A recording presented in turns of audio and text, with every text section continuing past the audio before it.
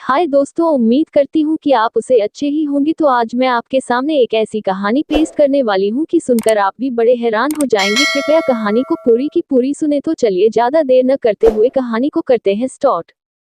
चार ब्राह्मणों की कहानी। एक दिन महात्मा व्यास जी ने अपने शिष्यों से कहा, बच्चों, अब आपकी शिक्षा पूर्ण हो गई है। अब आप देश विदेश में कहीं भी जाकर अपनी शिक्षा का लोगों में प्रचार कर सकते हो।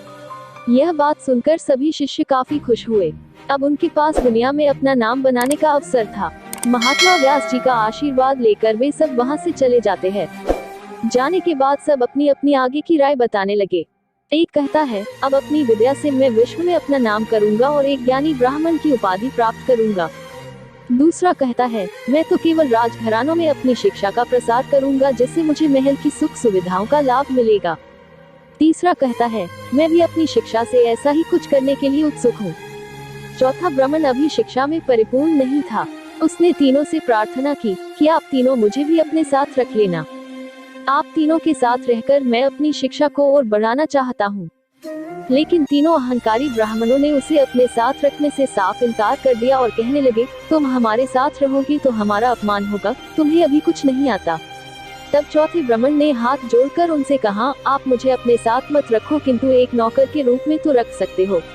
नौकर के नाम से वे खुश हो गए और उसे अपने साथ रखने को तैयार हो जाते हैं। दो वरदान चलते चलते वे एक जंगल में पहुंचे, जहां उन्होंने देखा एक मृत जानवर की हड्डियां रास्ते में पड़ी थी। चार ब्राह्मणों की कहानी। जानवर की हड्डियां। एक ब्राह्मण ने अपनी विद्या से जानवर की सारी हड्डियां जोड़ दी। दूसरे ने अपनी विद्या दिखाते हुए हड्डियों में मांस और चमड़ी लगा दी। तीसरा अहंकारी भाव से बोला, भला ही कोई विद्या है, अब मैं तुम्हें दिखाता हूँ इसमें जान कैसे भरते हैं।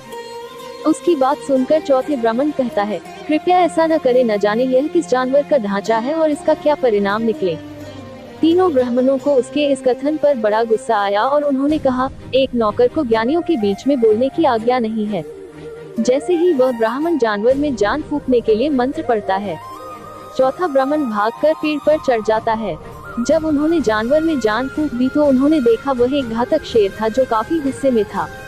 अपना गुस्सा और भूख मिटाने के लिए उसने तीनों ब्राह्मणों को अपना शिकार बना लिया।